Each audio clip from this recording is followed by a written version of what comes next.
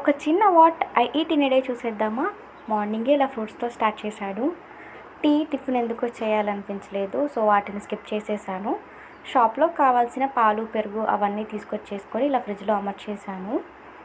దాని తర్వాత ఎప్పుడు బుద్ధి పుట్టినప్పుడు అప్పుడు తాగనీకి ఇలా సబ్జా వాటర్ కూడా రెడీగా ఉంటాయి మా ఫ్రిడ్జ్లో. ఎండలు మంచిగా మండిపోతున్నాయి కాబట్టి ఒక బటర్ మిల్క్ కూడా తాగాను.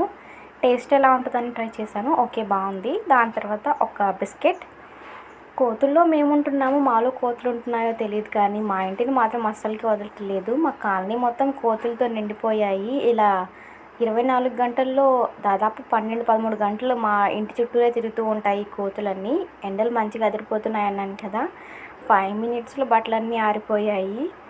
దాని తర్వాత ఇలా ఒక యాపిల్ తినేసాను. ఇందాకలా ఫ్రిడ్జ్లో చూపించిన వాటర్, అది సబ్జా వాటర్, అది కూడా ఎందుకు అలా ఒట్టిగా పడేయాలి అనేసి తాగేశాను అనమాట.